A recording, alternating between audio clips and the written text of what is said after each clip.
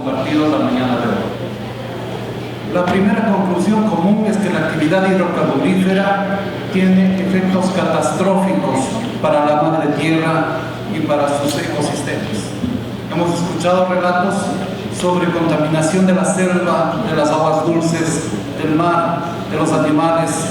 del aire, del suelo. Los efectos que tiene la industria hidrocarburífera son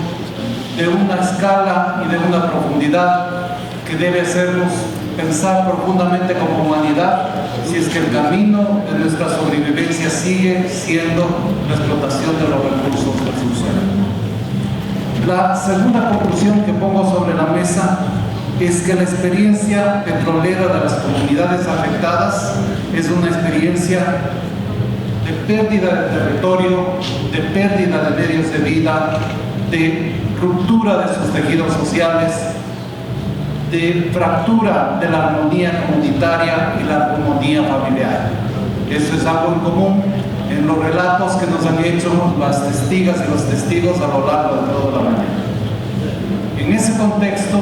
la experiencia petrolera en relación a los defensores y defensoras de la naturaleza es que se convierten en personas perseguidas, criminalizadas, se atenta contra su vida, su integridad, se les encarcela, se les enjuicia y se les encarcela y se limita su libertad de expresión.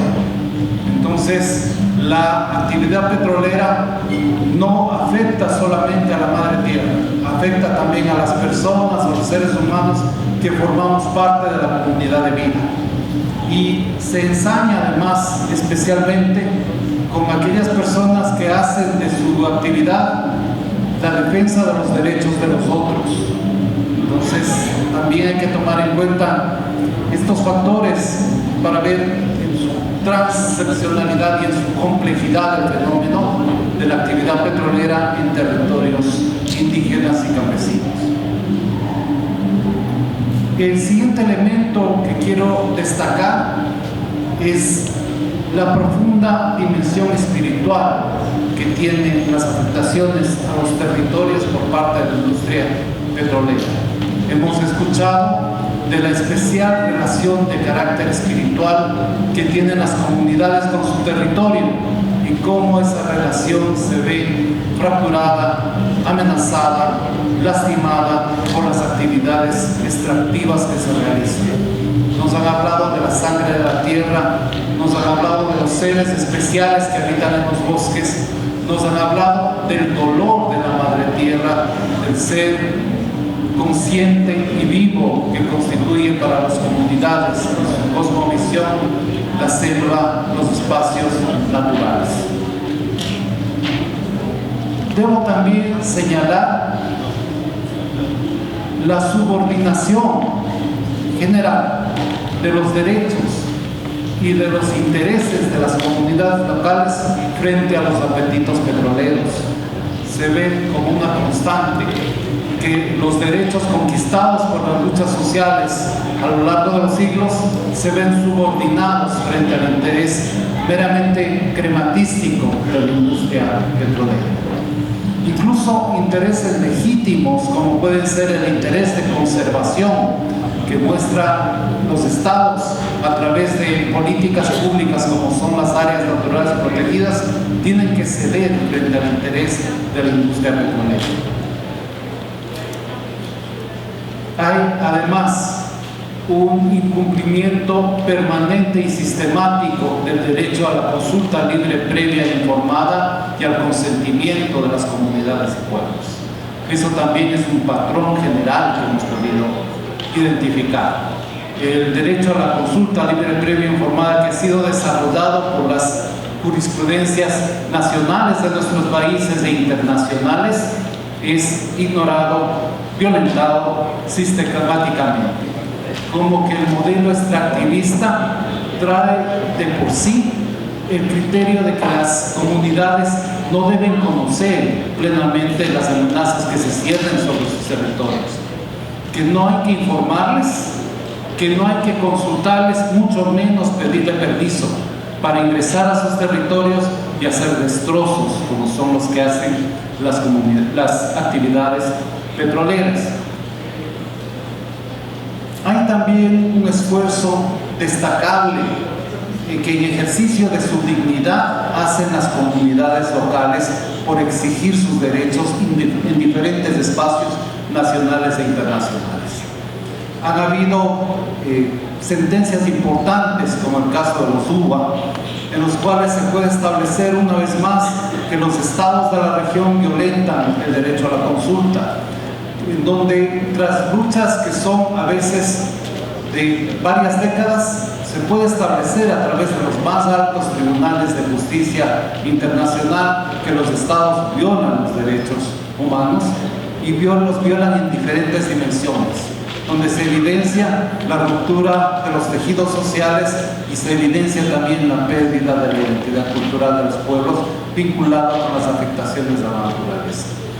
Y también hay que decirlo, que estas sentencias, siendo importantes y siendo victorias destacadas que detienen la avalancha extractivista, no son cumplidas plenamente y oportunamente por los estados. Entonces, con estos elementos que son comunes, la Fiscalía de la Tierra solicita al Tribunal de los Derechos de la Naturaleza lo siguiente. En el caso de Ecuador, en el que hemos discutido y analizado las políticas de ampliación de las fronteras petroleras en los territorios indígenas del centro-sur de la Amazonía, consideramos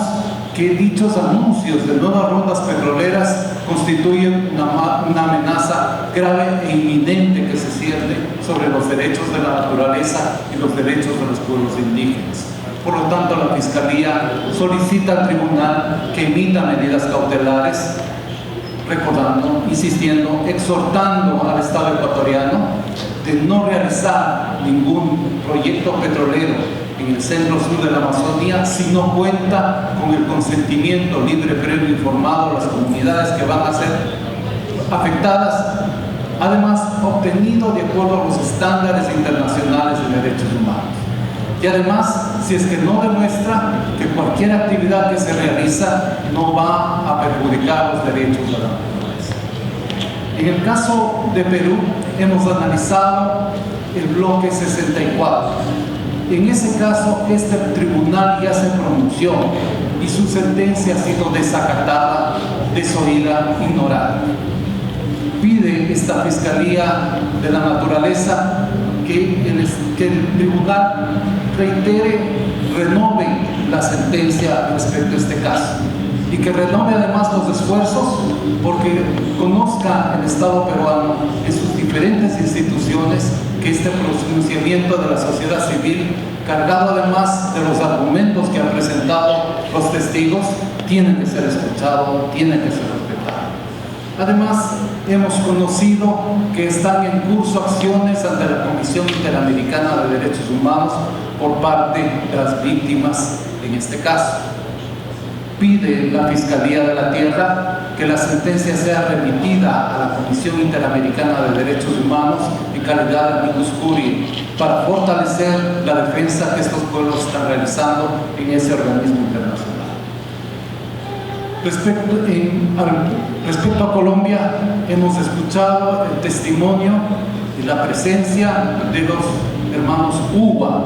que nos han relatado su lucha, sus sufrimientos, la persecución de la que han sido víctimas y además el haber alcanzado una victoria judicial ante la Corte Interamericana de Derechos Humanos.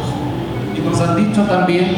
que si bien esta victoria es importante y es histórica para los pueblos de las Américas, la sentencia no está siendo cumplida.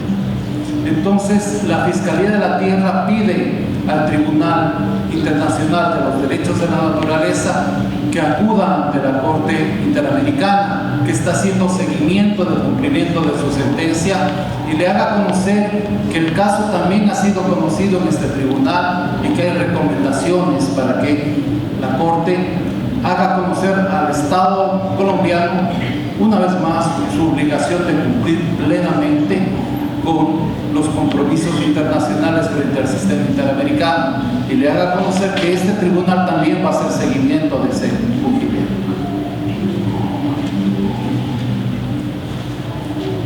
En el caso de Venezuela hemos escuchado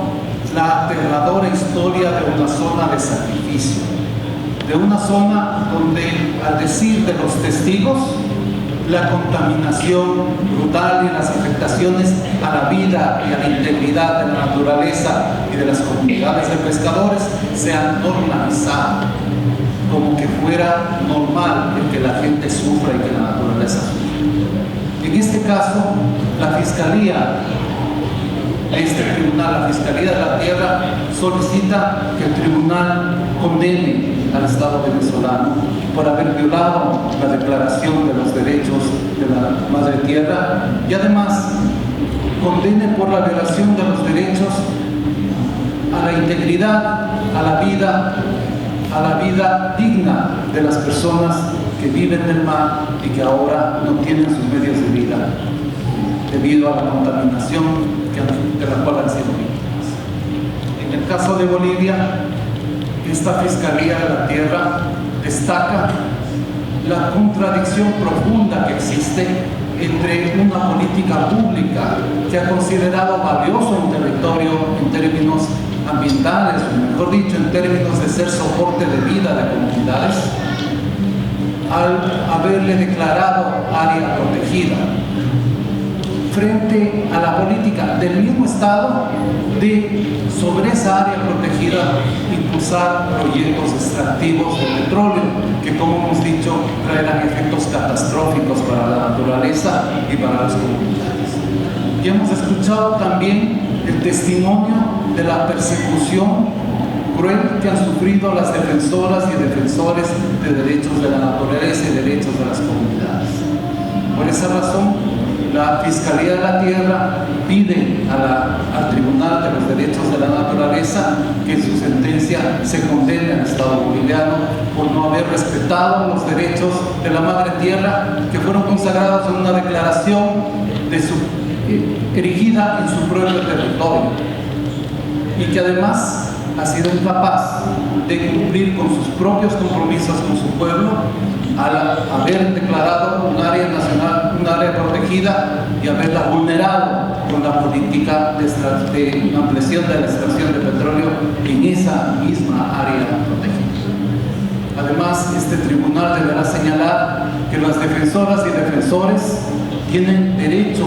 a ejercer su actividad de defensa y ese derecho debe ser garantizado por las autoridades bolivianas y por todas las autoridades de la región. Con esta intervención cierro la actuación de la Fiscalía de la Tierra en este caso. Agradezco mucho por la atención que se ha brindado a cada uno de los declarantes y me manifiesto que para mí ha sido un honor haber conversado con cada uno de los declarantes, haber aprendido de sus historias y les expreso mi total respeto por las luchas que vienen desenvolviendo. Muchas gracias.